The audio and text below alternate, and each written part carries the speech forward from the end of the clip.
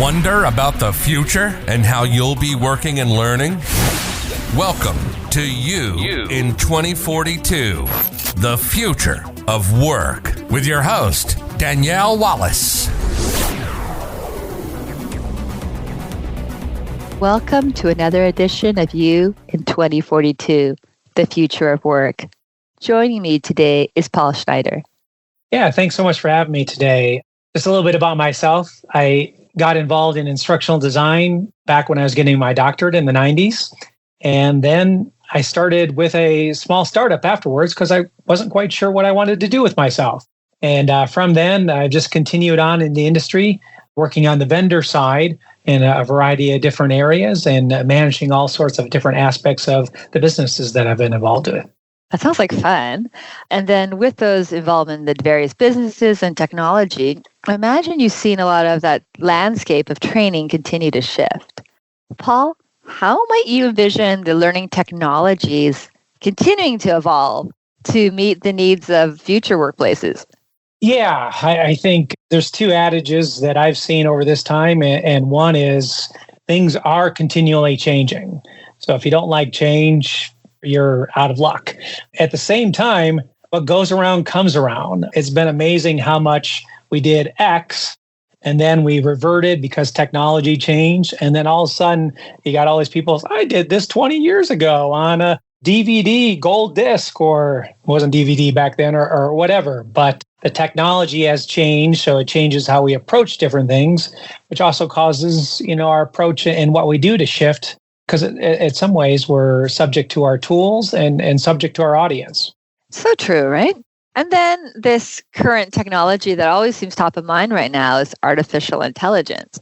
What do you think the role of AI will have in changing how we create and deliver, let's say, e-learning, for example? Are there challenges or opportunities you foresee? Yeah, I think that it's really interesting. And of course, I think in some ways, just like if you look back on the exciting mLearn and mobile learning that people had, or VR everywhere, and as happened with those particular areas, things expanded. It was like everything's going to be this.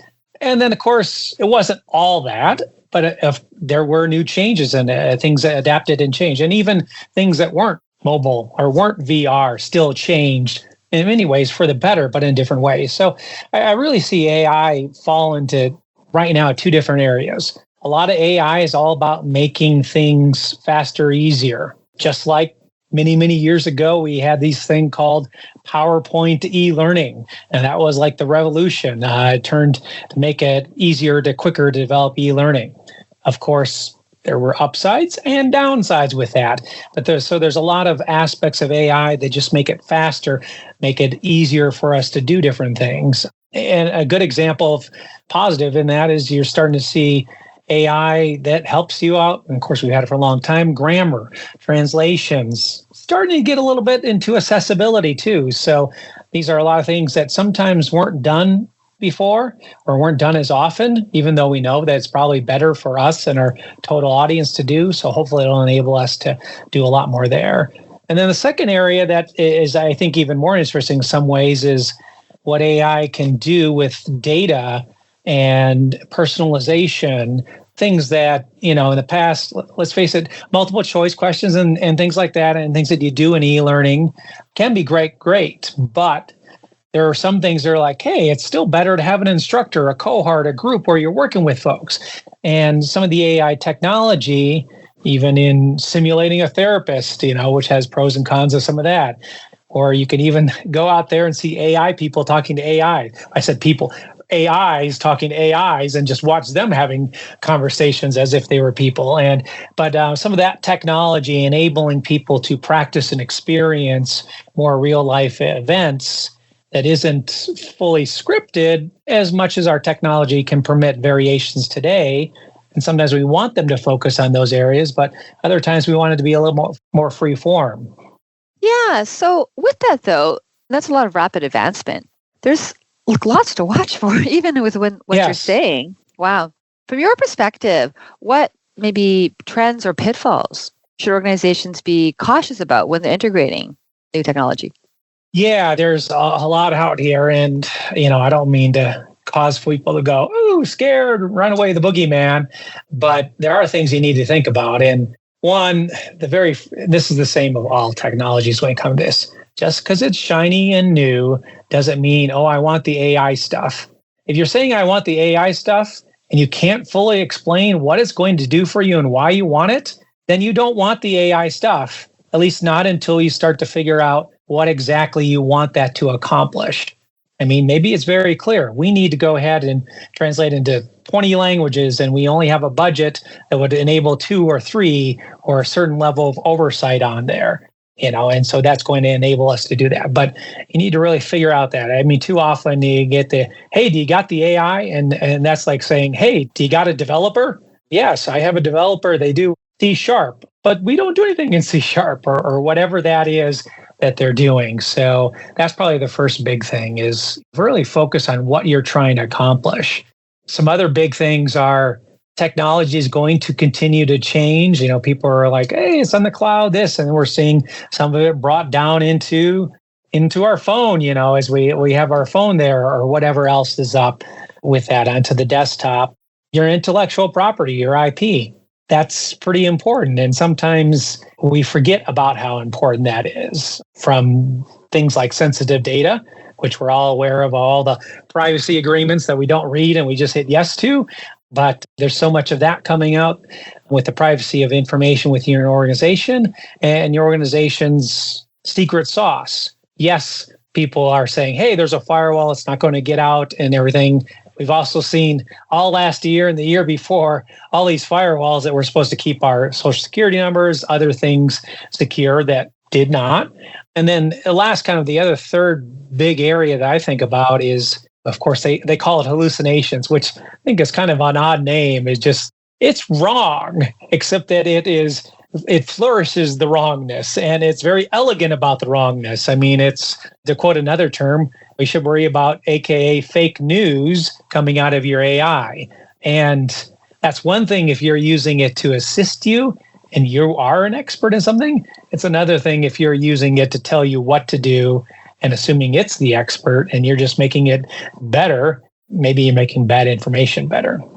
Yeah, that's such a good point, actually. And it really lays the groundwork for today, because these future decisions that you're speaking about in the future actually start with decisions we make today. I'm curious to know, even as it relates maybe to the world of e-learning, from which you're deeply embedded within creating actually software, or more broadly, what are some of the things organizations perhaps might want to focus on now to ensure they are ready for this future learning and development world? Yeah, I think part of it is understanding not only the, hey, cool, what will it do, but what are those potential drawbacks? Where is this drawing it? Being aware of the risks, just like anything else you go into in life, being aware of those risks and how they can be managed. Nothing is risk-free. So keep that in mind there. And, part of it, this is something more so than some of the other things like the old PowerPoint into e-learning. That didn't affect too much people because you had it. You could maybe adjust the output or something like that. But in this case, the data and what's going into it and being used potentially affects the entire organization. So a lot of folks have said, hey, does your organization have an AI policy? And if it doesn't, and from my point of view, you need to be a lot more cautious than you might otherwise in terms of how you're using that. I mean, your organization probably will at some point as they start to get to it. We see this in our own government in the US. There's a lot of AI policies that haven't quite come to fruition about how we go ahead and adjust that, where perhaps in Europe, well, not perhaps it is, they have some other things that they've started to push forth there. And you also, I didn't mention this before, but there's also intellectual property on that. And in some ways makes it quite a bit easier and harder, not only easier to create things that are violating intellectual property, and then harder to go ahead and detect that as well. So, yeah, that's so true, actually. So within all of those things to focus on, perhaps this is one focus area leaders might want to keep in mind as they navigate that future for learning technologies. What might that be? Yeah, I think the one thing for learning technologies on there, of course, I talked about other things that you probably aren't developing the policy, but you need to be thinking about it and bringing it up there, is what am I trying to accomplish as an organization in training.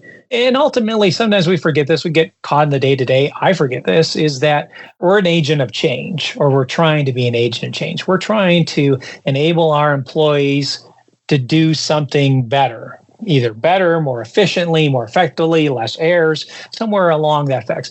And we believe strongly that training will go and enable that person to accomplish some aspects of those. And the higher quality training, the more that will stick with them and stay with them, and that they will execute that particular aspect flawlessly. So when you look at AI from that perspective of, again, back from the shiny, it's cool, and how is it going to help me? What's going to happen different by doing that? Is that going to enable that person to handle a difficult customer situation better? Is that going to enable me to reach a whole set of our employees that we barely have given any attention to because we didn't have the resources to? But really focus on that. That's also going to help you separate the pieces and the shiny stuff from the things that are going to make an impact. And I would say also as a training, sometimes in the training profession, we're like, hey, let's wait until this particular thing, AR, VR, mobile AI shows up in the tool I'm using. In the past, maybe that's true for some of those different things.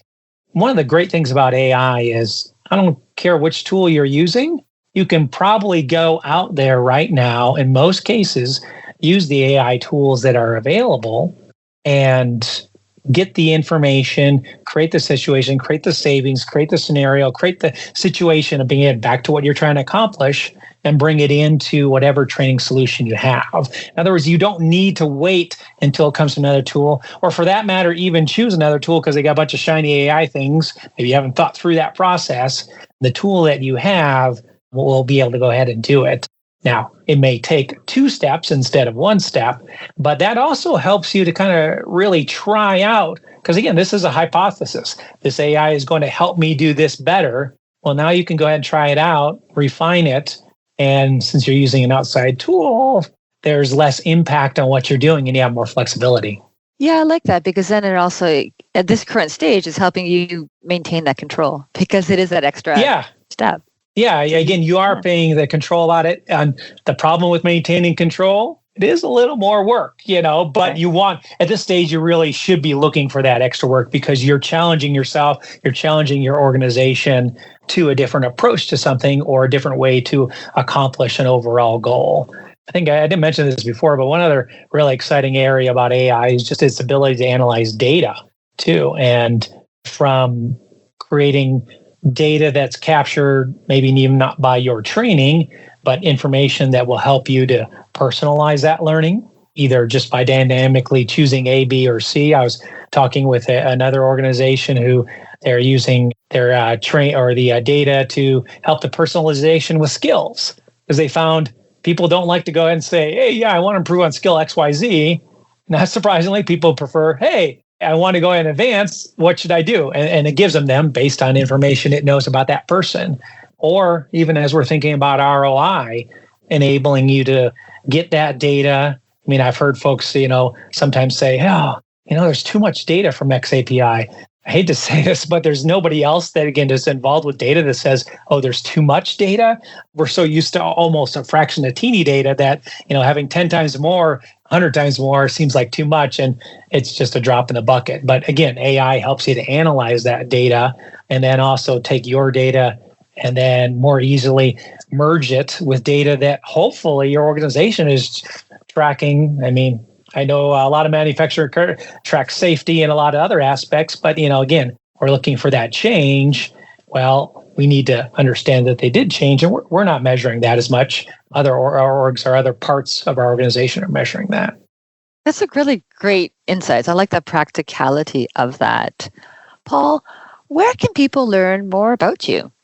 Well, I currently work for Dominknow, a cloud-based provider of off-the-shelf authoring, enabling you to create just about anything, take advantage of some of the things that we talked about there in terms of e-learning, as well as instructor-led, supporting knowledge base. But you can reach me at paul.schneider, that's my last name, at dominknow.com. That's probably the best way to reach me. And I'm really happy to talk about anything that we chatted about today. But of course, also talk about anything that has to do with creating, managing, and maintaining your own content within your organization. Sounds amazing. I encourage people to look out for this in the show notes. Paul, thank you so much for your time. I love the conversation. Well, hey, thanks so much for having me, and thanks everyone for listening. Thank you for being a part of the future. Subscribe now to stay current.